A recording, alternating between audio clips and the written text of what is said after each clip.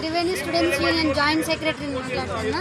అయితే ఈ 400 ఎకరాలు ఏదైతే గవర్నమెంట్ ఒక నరేటివ్ని బిల్డ్ చేసిందో ఇది గవర్నమెంట్ ల్యాండ్, యూనివర్సిటీ ల్యాండ్ కాదనేది మేమేం చెప్పాలనుకుంటున్నాం అంటే, గవర్నమెంట్ ల్యాండ్ అంటే అది యూనివర్సిటీ ల్యాండ్ అని కూడా అర్థం.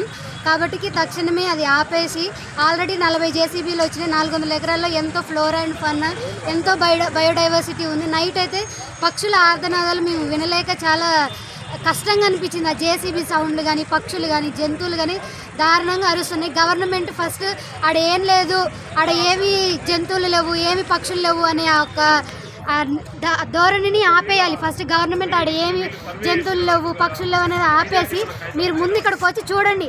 ఇప్పుడు మీరు ఇక్కడికి వచ్చి చూస్తే అది క్లియర్ చేసేటప్పుడు మీరు సౌండ్స్ వింటారు కదా, జంతువులు అరిచేయి, అప్పుడు మీకు తెలుస్తుంది ఆడ ఎంత ఫ్లోరా ఉంది, ఎంత ఫన్నా ఉంది అనేసి.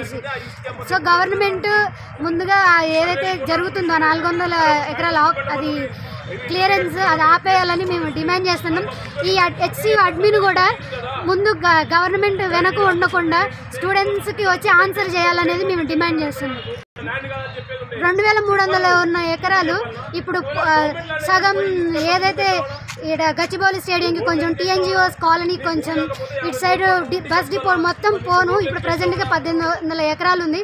అందులో కూడా ఇప్పుడు 400 ఎకరాలు పోతే మాకు మిగిలేదు ఓన్లీ ఒక 1000 ఎకరాలు, లేకపోతే 11 నుంచి 1100-1200 ఎకరాల వరకు మాకు మిగులుతుంది. కొంచెం మిగలడం వల్ల చుట్టుపక్కల అంతా కాంక్రీట్ జంగిల్ అయ్యి అంతా ఒక పొల్యూటెడ్ ఎన్విరాన్మెంట్లో మేము చదువుకోవాల్సి వస్తుంది. మాకు ఆ పొల్యూటెడ్ ఎన్విరాన్మెంట్ వద్దు, మాకు పీస్ఫుల్ ఎన్విరాన్మెంట్. ఈ యూనివర్సిటీ క్యూఎస్ ర్యాంకింగ్స్లో వన్ ఆఫ్ ద టాప్ ఇన్స్టిట్యూట్స్లో ఉంది. ఆ క్యూఎస్ ర్యాంకింగ్స్ని మేము మెయింటైన్ చేయాలనుకుంటున్నాం. ఇది ఇన్స్టిట్యూట్ ఆఫ్ ఎమినెన్స్. ఆ ఎమినెన్స్ని మేము కంటిన్యూ చేయాలనుకుంటున్నాం. మేము ఫైట్ చేస్తాం. మా యూనివర్సిటీని మేము ప్రొటెక్ట్ చేసుకుంటాం.